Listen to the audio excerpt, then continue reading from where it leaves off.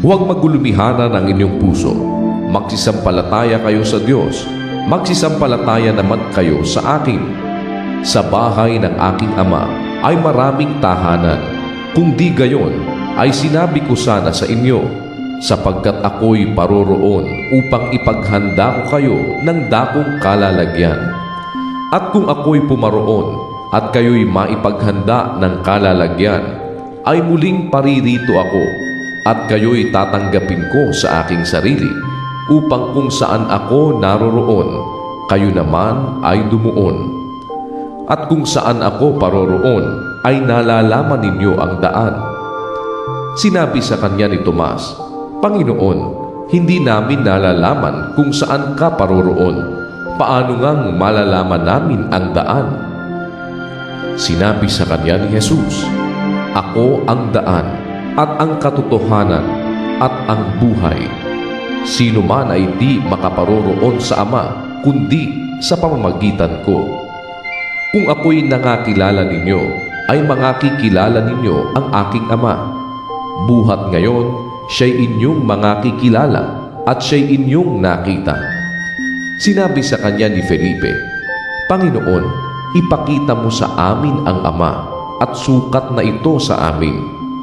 Sinabi sa kanya ni Jesus, Malaon ng panahong ako'y inyong kasama, at hindi mo ako nakikilala, Felipe?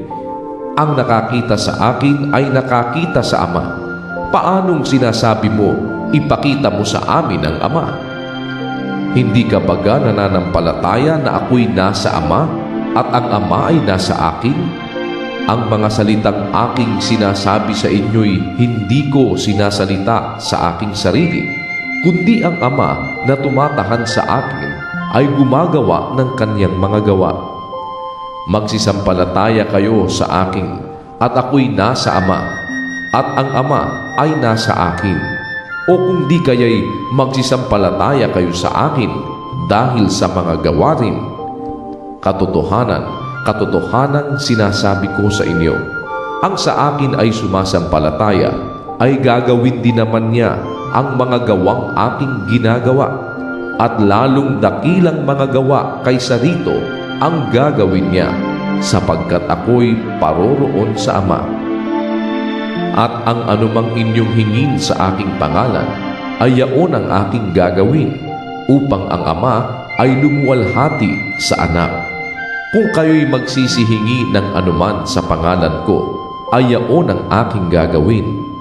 Kung ako'y inyong iniibig, ay tutuparin ninyo ang aking mga utos. At ako'y dadalangin sa Ama, at kayo'y bibigyan niya ng ibang mang-aalim, upang siyang sumainyo magpakailanman. Sa makatwid bagay ang Espiritu ng katotohanan, na hindi matatanggap ng sanlibutan, sapagkat hindi nito siya nakikita, ni nakikilala man siya.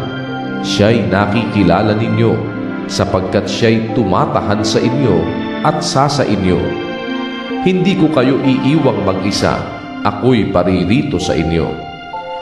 Kaunti pang panahon, at hindi na ako makikita ng sanlibutan, ngunit inyong makikita ako, sapagkat ako'y nabubuhay, ay mga bubuhay rin naman kayo.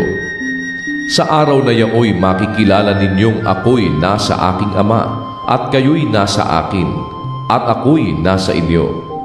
Ang mayroon ng aking mga utos at tinutupad ang mga yaon, ay siyang umiibig sa akin, at ang umiibig sa akin ay iibigin ng aking Ama, at siya'y iibigin ko, at ako'y magpapakahayag sa kanya.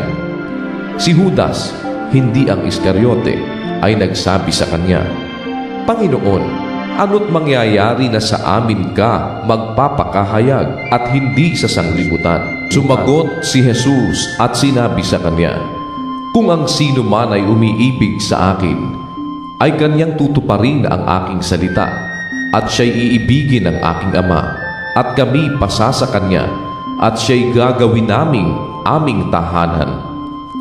Ang hindi umiibig sa akin ay hindi tumutupad ng aking mga salita, at ang salitang inyong narinig ay hindi akin, kundi sa Amang nagsugo sa akin.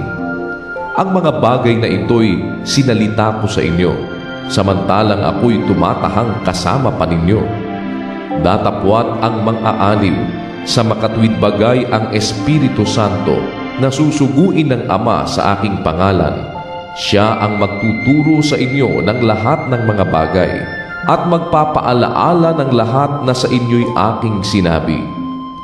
Ang kapayapaan ay iniiwan ko sa inyo. Ang aking kapayapaan ay ibinibigay ko sa inyo. Hindi gaya ng ibinibigay ng sanlibutan ang ibinibigay ko sa inyo. Huwag magulumihanan ang inyong puso, ni matakot man. Narinig ninyo kung paanong sinabi ko sa inyo, papanaw ako at paririto ako sa inyo. Kung ako'y inyong iniibig, kayo'y mga gagalak dahil sa ako'y pasa sa Ama, sapagkat ang Ama ay lalong dakila kaysa akin. At ngayon ay sinabi ko sa inyo bago mangyari, upang kung ito'y mangyari ay magsisampalataya kayo. Hindi na ako magsasalita pa ng marami sa inyo, sapagkat dumarating ang prinsipe ng sanlibutan at siya'y walang anuman sa akin. Datapwat upang maalaman ng sanlibutan na ako'y umiibig sa Ama, at ayon sa kautosang ibinigay sa akin ng Ama, ay gayon din ang aking ginagawa. Magsitindig kayo at magsialis tayo rito.